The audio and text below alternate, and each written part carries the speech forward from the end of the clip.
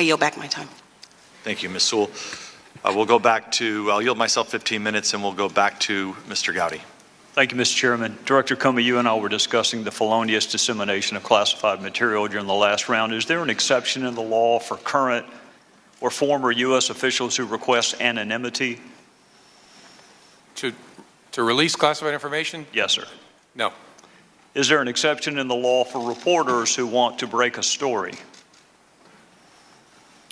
Well, that's a harder question as to whether a reporter incurs criminal liability by publishing classified information, and one probably beyond my ken. I'm not as good a lawyer as Mr. Schiff said I used to be. Well, I don't know about that, but the statute does use the word publish, doesn't it? It does, but that's a question I know the Department of Justice has struggled with through administration after administration. I know the department struggled with it, the Fourth Circuit struggled with it, lots of people have struggled with it, but you're not aware of an exception in the current dissemination of classified information statute that carves out an exception for reporters. No, I'm not aware of anything carved out in the statute. I don't think a reporter has been prosecuted, certainly in my lifetime, though. Well, there have been a lot of statutes at bar in this investigation for which no one's ever been prosecuted or convicted, and that does not keep people from discussing those statutes, namely the Logan Act. In theory, how would reporters know a U.S. citizen made a telephone call to an agent of a foreign power? How would they know legally? Yes. If it was declassified and then discussed in a judicial proceeding or a congressional hearing, something like that. And assume none of those facts are at play, how would they know? Someone told them who shouldn't have told them. How would a reporter know about the existence of intercepted phone calls? Well, same thing. In a legitimate way, through an appropriate proceeding where there's been declassification. In any other way, in an illegitimate way. How would reporters know if a transcript existed of an intercepted communication? Same answer. The only legitimate way would be through a proceeding, appropriate proceeding. The illegitimate way would be somebody told them who shouldn't have told them. What does the term mask mean in the concept of FISA and other surveillance programs? As Director Rogers explained, it's our practice, approved by the FISA court, of removing the names of U.S. persons to protect their privacy and their identity unless it hits certain exceptions. So masking means, as Mike Rogers said, I'll often see an intelligence report from NSA that will say U.S. person number 1, U.S. person number 2, U.S. person number 3, and there's no further identification on the document. Admiral Rogers said there are 20 people within the NSA that are part of the unmasking process. How many people within the FBI are part of the unmasking process? I don't know for sure as I sit here. Surely more, given the nature of the FBI's work. We come into contact with U.S. persons a whole lot more than the NSA does, because we may be conducting, we only conduct our operations in the United States to collect electronic surveillance, to conduct electronic surveillance. So I can find out the exact number. I don't know it as I sit here. Well, I think, Director Comey, given the fact that you and I agree this is critical, vital, indispensable, a similar program is coming up for reauthorization this fall with a pretty strong headwind right now, it would be nice to know the universe of people who have the power to unmask a U.S. citizen's name, because that might provide something of a roadmap to investigate who might have actually disseminated a masked U.S. citizen's name.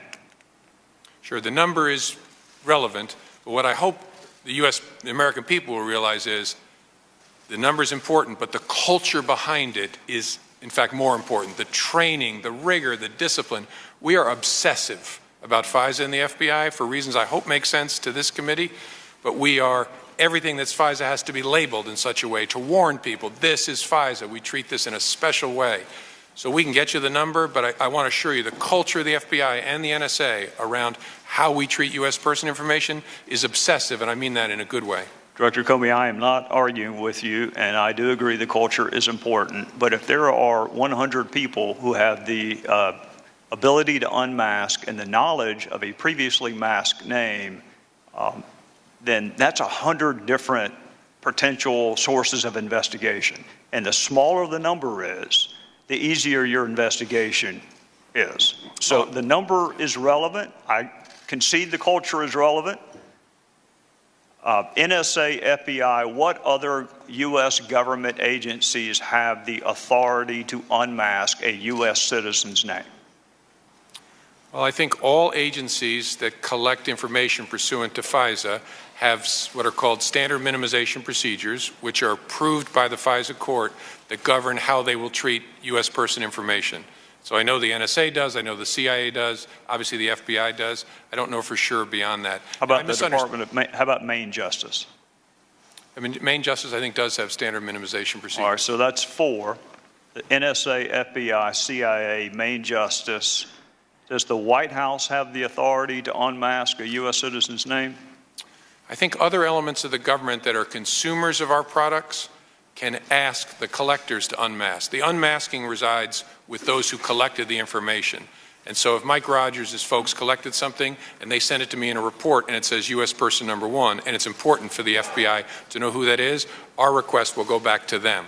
The White House can make similar requests of the FBI or of NSA, but they don't on their own collect, and so they can't on their own unmask. I got that about right? No, that's correct. I guess what I'm getting at, Director Comey, is you say it's vital, you say it's critical, you say it's indispensable. We both know it's a threat to the reauthorization of 702 later on this fall. And oh, by the way, it's also a felony punishable by up to 10 years. So how would you begin your investigation, assuming for the sake of argument that a U.S. citizen's name appeared in the Washington Post and the New York Times unlawfully? Where would you begin that investigation? Well, I'm not going to talk about any particular investigation. That's why I said in theory. You would start by figuring out, so who are the suspects? Who touched the information that you've concluded ended up unlawfully in the newspaper, and start with that universe, and then use investigative tools and techniques to see if you can eliminate people or include people as more serious suspects. Do you know whether Director Clapper knew the name of the U.S. citizen that appeared in the New York Times and Washington Post? I can't say in this forum because, again, I don't want to confirm that there was classified information in the newspaper. Would he have access to an unmasked name? In some circumstances, sure. He was the Director of National Intelligence, but I'm not talking about the particular. Would Director Brennan have access to an unmasked U.S. citizen's name? In some circumstances, yes. Would National Security Advisor Susan Rice have access to an unmasked U.S. citizen's name? I think yes, in general, and any other national security advisor would, I think, as a matter of their ordinary course of their business. Would former White House advisor Ben Rhodes have access to an unmasked U.S. citizen's name? I don't know the answer to that. Would former Attorney General Loretta Lynch have access to an unmasked U.S. citizen's name? In general, yes, as would any Attorney General. So that would also include acting AG Sally Yates? Same answer. Did you brief President Obama on, well, I'll just ask you, did you brief President Obama on any calls involving Michael Flynn? I'm not going to get into either that particular case, that matter, or any conversations I had with the President, so I can't answer that. Well, Director Comey, there's been some speculation this morning on motive. I'm not all that interested in motive. First of all, it's really hard to prove. Secondarily, you never have to prove it. But I get that people want to know. I get the jury always wants to know why. I think you and I can agree there are a couple of reasons that you would not have to unlawfully, feloniously disseminate classified material. It certainly wasn't done to help an ongoing criminal investigation because you already had the information, didn't you? Again, I can't answer in the context of this particular matter. How about in theory? Is there something a reporter would have access to that the head of the FBI would not? It's hard for me to answer. I would hope not when it relates to the I would FBI's hope not too, since it's part of our surveillance programs. I would hope that you had access to everything as the head of the world's premier law enforcement agency. I would hope that you had it all. So if you had it all, the motive couldn't have been to help you because you already had it. And Admiral Rogers, the motive couldn't have been to help you because you already had it. So in the universe of possible motives for the felonious dissemination of classified material, we could rule out wanting to help the intelligence communities and the law enforcement communities. Those are two motives that are gone now. That leaves some more nefarious motives. Is the investigation into the leak of classified information, has it begun yet? I can't say because I don't want to confirm that that was classified information. Well, I don't want to quarrel with you, Director Comey, and I do understand that you cannot ordinarily confirm or deny the existence of an investigation. But you did it this morning citing DOJ policy given the gravity of the fact pattern. Would you not agree that surveillance programs that are critical, indispensable, vital to our national security, some of which are up for reauthorization this fall, that save American lives and prevent terrorist attacks, also rises to the level of important? I think those programs are vital, and leaks of information collected pursuant to court order under those programs are terrible, and as I said in my opening statement, should be taken very, very seriously. What I don't ever want to do is compound what bad people have done and confirm something that's in the newspaper, because sometimes newspaper gets it right.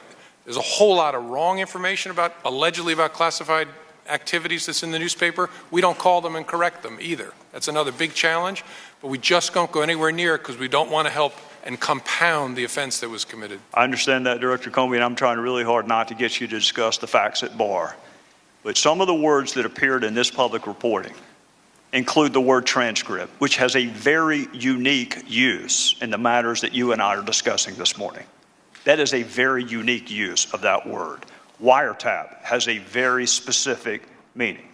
The name of a U.S. citizen that was supposed to statutorily be protected is no longer protected.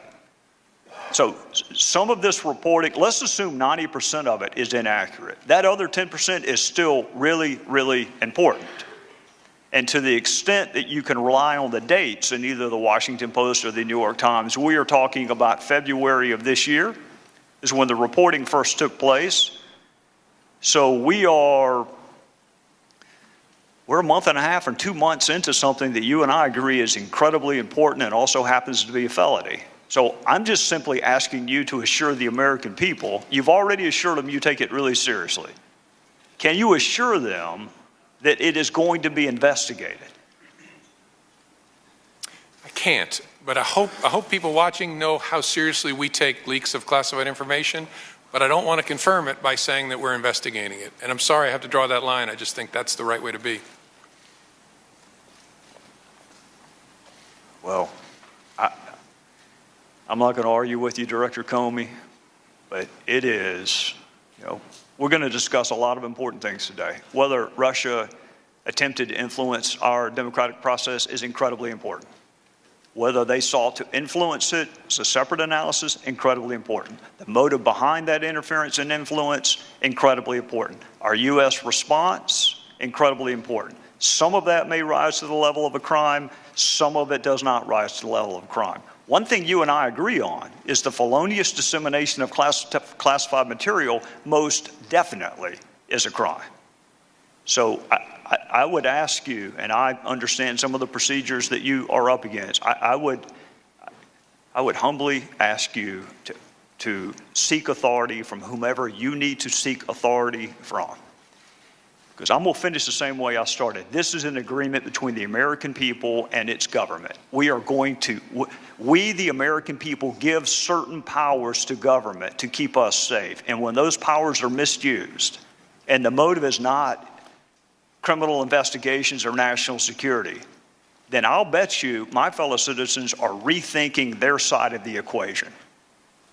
Because that U.S. citizen could be them next time. It could be you. It could be me. It could be anyone until we start seriously investigating and prosecuting what Congress thought was serious enough to attach a 10-year felony to.